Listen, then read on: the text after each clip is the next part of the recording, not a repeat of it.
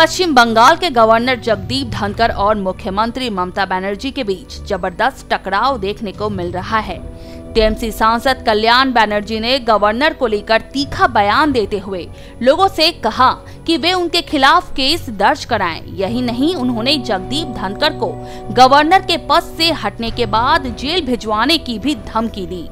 कल्याण बनर्जी ने ये भी कहा, हम जानते हैं कि उनके खिलाफ हम आपराधिक केस दर्ज नहीं करा सकते। हम लोगों से अपील करते हैं कि उनके खिलाफ शिकायत दर्ज कराएं, जहां वह हिंसा और अपराध को बढ़ावा दे रहे हैं। उन्हें उसी प्रेसिडेंसी जेल में रखा जाएगा जहां नारदा स्कैम के मामले में टीएमसी के विधायकों को रखा गया है।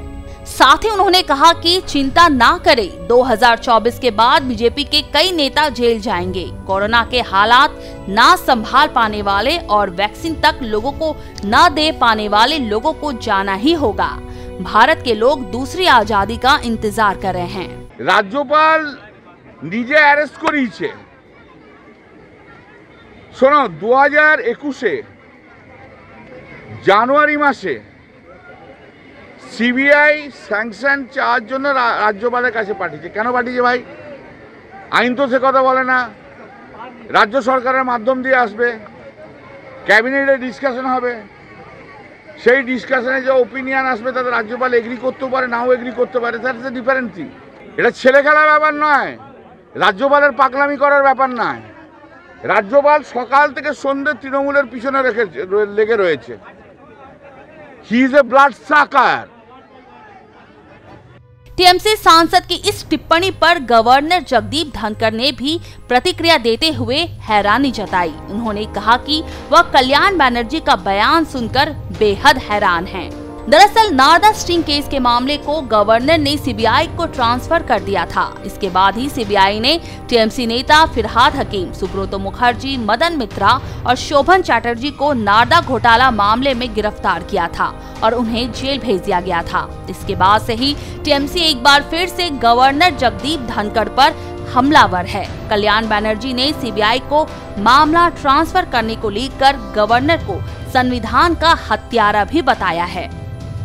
वहीं कोलकाता हाईकोर्ट द्वारा 21 मई को नारदा घोटाला मामले के आरोपी टीएमसी के 4 नेताओं को न्यायिक हिरासत में जेल भेजने की बजाय हाउस अरेस्ट करने और मामले को बड़ी पीठ के पास भेजने के खिलाफ सीबीआई ने सुप्रीम कोर्ट का रुख किया है।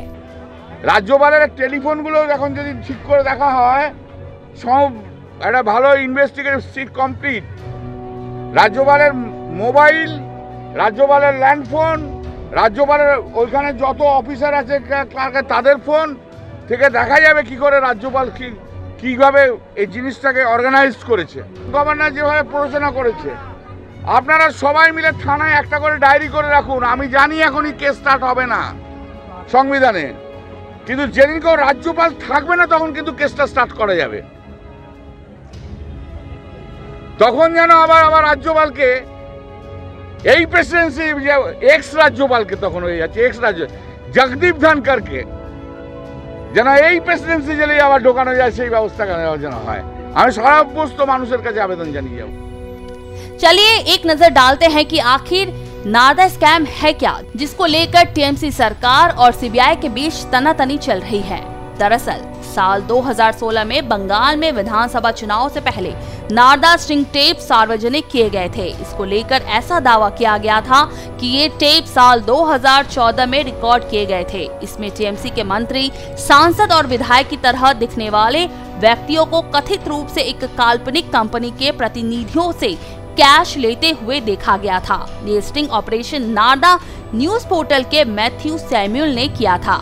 साल 2017 में कोलकाता हाईकोर्ट ने इन टेप की जांच का आदेश सीबीआई को सौंपा था। राष्ट्र के लिए पूनम शॉ की रिपोर्ट।